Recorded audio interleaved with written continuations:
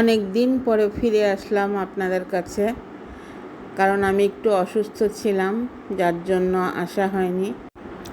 একদম সহজ একটা রেসিপি নিয়ে আসলাম, খুবই মজাদার রেসিপিটা। যারা খেয়েছেন তারা এর মজাটা পেয়েছেন, আর যারা খাননি তারা প্লিজ একবার করে এইভাবে খেয়ে দেখুন। একদম সহজ একটা রেসিপি। আসসালামু আলাইকুম। আজকে আমি আপনাদের দেখাচ্ছি সর্ষে পার্শে। এটাকে চচ্চড়িও বলা যায়, আবার গামাখাও বলা যায়। যেহেতু পার্শে মাছগুলো ঘেরের সাইজে একটু ছোট, কিন্তু খেতে দারুণ মজা। আমি এখানে কড়াইতে রিফাইন্ড তেল দিয়ে নিয়েছি। আমি গ্যাস জ্বালাইনি, চুলাটা জ্বালাইনি। আমি হাতে মাখিয়ে একবারে চুলা জ্বালিয়ে দিব। প্রথমে কড়াইতে তেল দিয়ে দিয়েছি এবং তার উপরে মাছগুলো দিয়ে দিয়েছি। এবার 1 চামচ হলুদ গুঁড়া, 1 চামচ ঝাল গুঁড়া বেশি দেওয়া যাবে না, যেহেতু এখানে সরিষা বাটা দেয়া হবে এবং সরিষার তেলও দেয়া হবে, যার জন্য ঝালটা একটু কম দিব। এবার আমি একটা মশলার পেস্ট বানিয়ে নিব।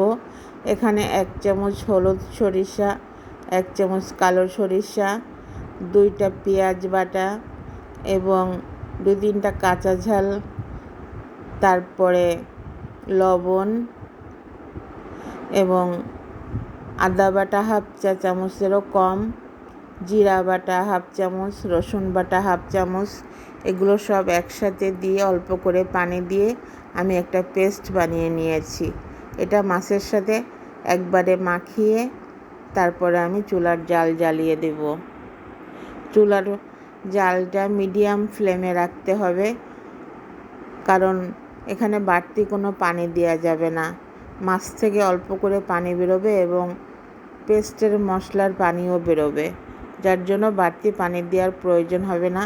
মিডিয়াম আঁচে রেখে ঢাকনা দিয়ে ঢেকে আস্তে আলতো হাতে করে নেড়ে চেড়ে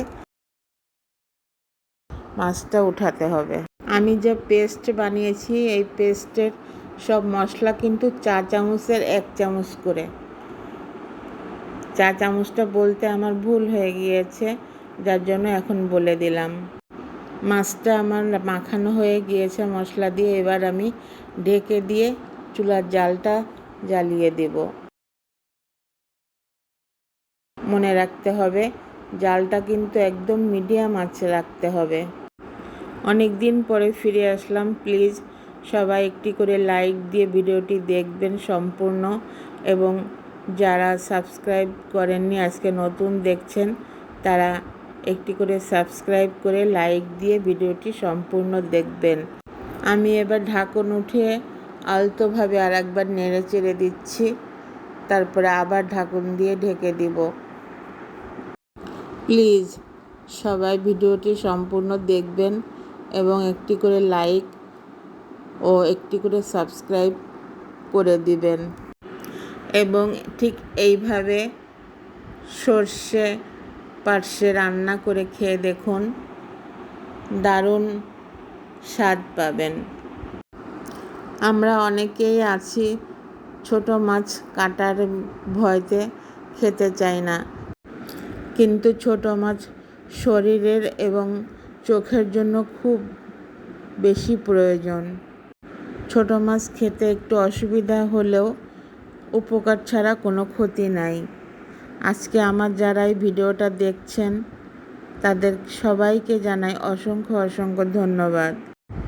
খুবই স্বাদের রেসিপি, যেহেতু আমরা আগে খেয়েছি পরে ভয় দিচ্ছি, যার জন্য কনফিডেন্টলি বলতে পারছি। একদম সহজ একটা রেসিপি এবং মজাদার রেসিপি। প্লিজ একবার হলেও এভাবে রান্না করে খেয়ে দেখবেন, খাবার স্বাদটাই পাল্টে দেবে।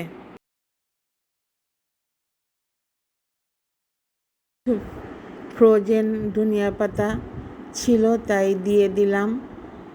কেউ যদি চান এই মুহূর্তে কাঁচা ঝাল দিয়ে দিবেন, কয়েকটা কাঁচা ঝালও দিয়ে দিতে পারেন। আমি এখন এর উপরে কাঁচা সরিষার তেল দিয়ে দেব কিছুটা, দিয়ে তারপরে ঢেকে রাখবো। কিছুটা পানি বেরিয়েছে, যার জন্য চুলার জালটা হালকা একটু বাড়িয়ে দিবেন, কিন্তু কাছে দাঁড়িয়ে থাকতে হবে। চুলার জালটা বাড়িয়ে দিয়ে সরে গেলে হবে না, চুলার কাছে দাঁড়িয়ে থাকতে হবে। যেহেতু এখন নামানোর সময় প্রায় হয়ে গিয়েছে, একটু তেল যখন চারিপাশ থেকে ছেড়ে আসবে তখনই কাঁচা সরিষার তেল দিয়ে একটু ঢেকে তারপরে টকবক করে যখন ফুটে উঠবে তখন নামিয়ে ফেলতে হবে। এই যে আমি এখন কাঁচা সরিষার তেল দিয়ে দিচ্ছি, যাতে সরিষার সাথে সরিষার তেলের একটা ফ্লেভার পাওয়া যায়। সরিষার তেল দিয়ে হালকা করে ঢাকনটা হালকা একটু ফাঁকা করে দিতে হবে, যাতে আপনার সরিষার তেলটা মিশে যায় মাছের সাথে এবং কিছুটা ঝোল টেনে শুকনো শুকনো হয়ে আসে। একদমও শুকনো হবে না, আবার একদমও ভিজা থাকবে না। এবার আলতো হাতে এইভাবে নেড়ে দিতে হবে। যদি মনে করেন আলতো হাতে নাড়তে গেলে ভেঙে যেতে পারে, তাহলে কড়াইটা ধরে আস্তে আস্তে করে নাড়া দিলেই তল থেকে মাছ ছেড়ে আসবে।